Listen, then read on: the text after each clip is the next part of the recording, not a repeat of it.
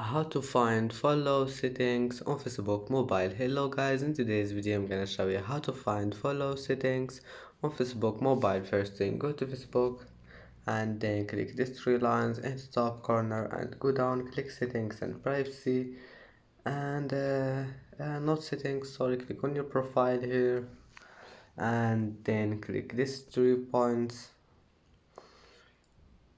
and here you will find profile settings, and now just click follow settings. And as you see here, you can manage follow settings on Facebook mobile, and that's how to find follow settings on Facebook mobile. And that's it for today's video. If you like this video, please don't forget like and don't forget subscribe, and thank you for watching this video. See you in the next video.